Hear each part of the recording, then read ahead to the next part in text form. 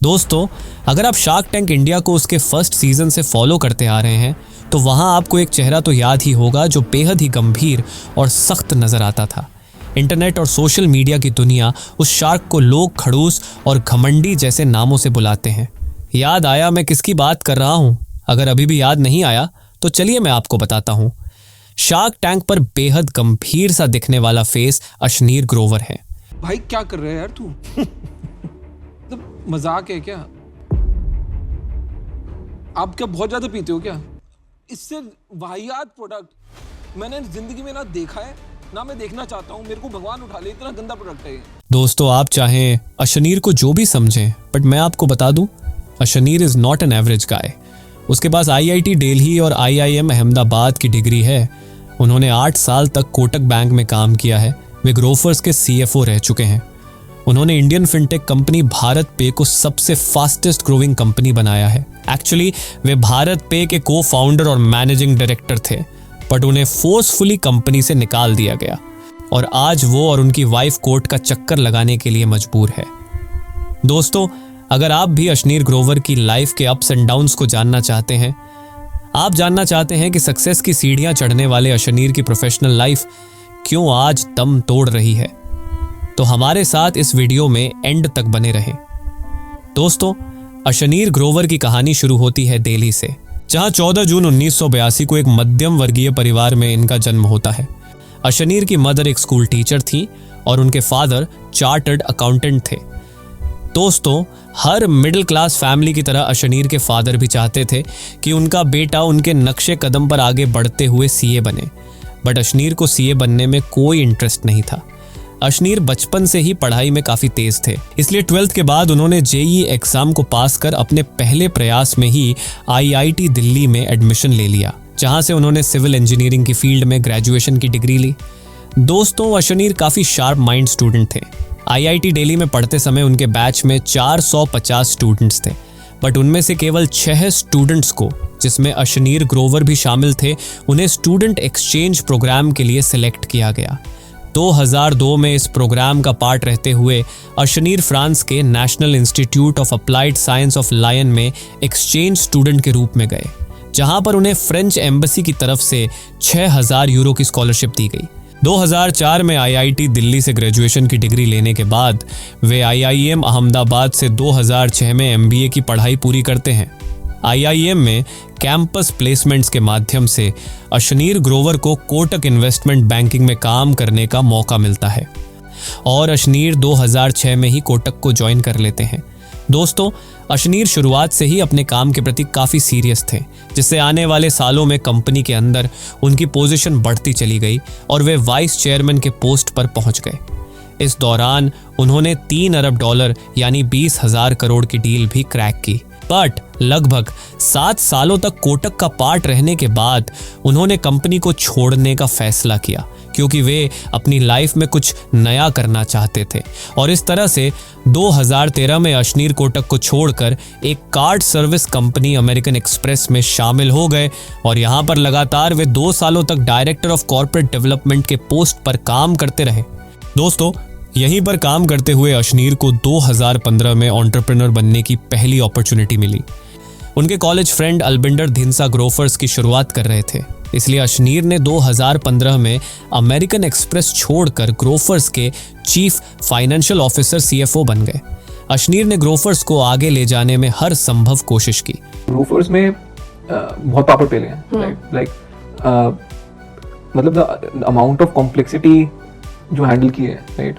उन्होंने ग्रोफर्स के लिए $170 मिलियन भी रेज किए।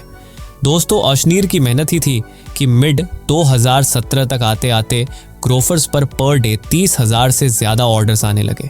अशनीर के अकॉर्डिंग वे इस कंपनी से काफ़ी ज़्यादा अटैच हो चुके थे और लंबे समय तक इसका पार्ट भी रहना चाहते थे, लेकिन कुछ पर्सनल रीज़न की वजह से अशनीर को 2017 में ग्रोफर्स को छोड़ना पड़ा।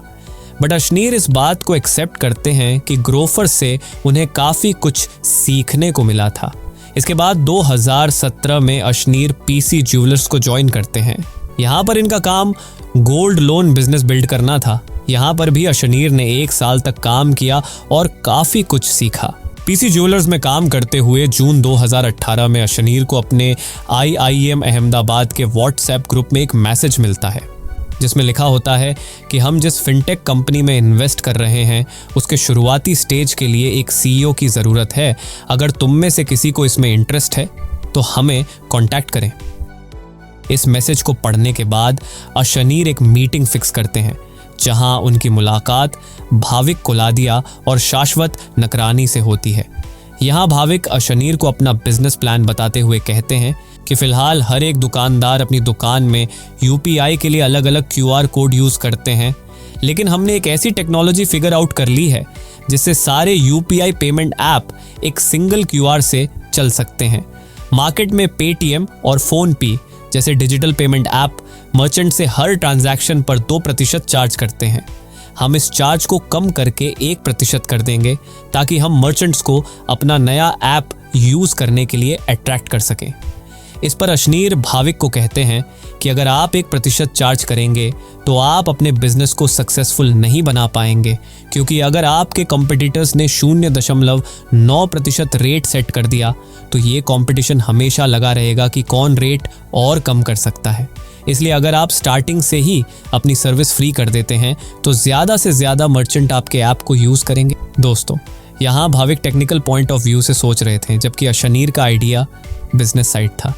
अशनीर के इस आइडिया से भाविक ये तो समझ गए कि अगर उन्हें अपने बिजनेस को सक्सेसफुल बनाना है तो उन्हें अशनीर जैसे लोगों की ज़रूरत है। और इस तरह भाविक के कहने पर अशनीर भारत पी के लिए इन्वेस्टमेंट करते हैं और कंपनी के को-फाउंडर और MD बन जाते हैं। और जहां तक शेयर्स की बात थी तो कंपनी में अशनीर को 34%, भाविक का 42% और शाश्वत का 24% शेयर था। शाश्वत का शेयर इसलिए कम था क्योंकि उनकी उम्र काफ़ी कम थी और उनके पास अनुभव भी काफ़ी कम था। दोस्तों, अशनीर की एंट्री ने भारत पी की दिशा बदल दी। महज कुछ ही सालों में भारत पी ने पेटीएम जैसे बड़ी फिनटेक कंपनी को पीछे छोड़ दिया और भारत पी इंडिया की फास्टेस्ट ग्रोइंग कंपनी बन गई। दोस्तों, अशनीर की इस काबिलियत को देखते हुए उन्हें शार्क टैंक इंडिया के पहले सीजन में उन्हें एक जज चुना गया। इस शो में उनकी ज़बरदस्त नॉलेज और बिजनेस स्ट्रैटेजी ने उनकी पॉपुलैरिटी को काफ़ी ज़्यादा बढ़ा दिया। अशनीर की लाइफ में सब कुछ अच्छा चल रहा था, लेकिन शायद होने को कुछ और ही मंजूर था। 5 जनवरी 2022 को ट्विटर पर एक ऑडियो क्लिप वायरल होती है जिसमें अशनीर कोटक महिंद्रा बैंक के रिलेशनशिप मैनेजर को धमकाते हुए सुनाई देते हैं। देखते ही ये क्लिप चारों तरफ आग की तरफ फैल गई। लोग अशनीर को भला बुरा कहने लगे, जिस पर अशनीर अपनी सफाई में ट्वीट करके लोगों को बताते हैं कि ये ऑडियो क्लिप फेक है और इसे फैलाने वाला कोई स्कैमस्टर है। उसने मुझसे कुछ समय पहले $2,40,000 के बिटकॉइन की मांग की थी, लेकिन मैंने उसे देने से मना कर दिया था। ये उसका ही काम है। लोग किसी तरह अशनीर की इस बात पर विश्वास कर ही रहे थे कि तभी अचानक से अशनीर का ये ट्वीट डिलीट हो गया, जिससे लोगों का शक अशनीर पर बढ़ने लगा।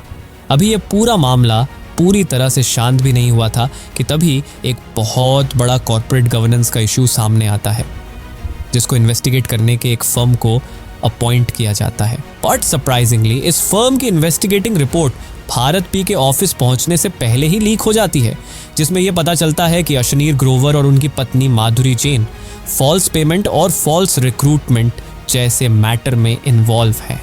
दोस्तों, शायद आपको पता ना हो, भारत पी में अशनीर ग्रोवर की पत्नी माधुरी जैन हेड ऑफ कंट्रोल के पोस्ट पर थी और ये पोस्ट किसी भी फाइनेंशियल कंपनी की बैकबोन होती है।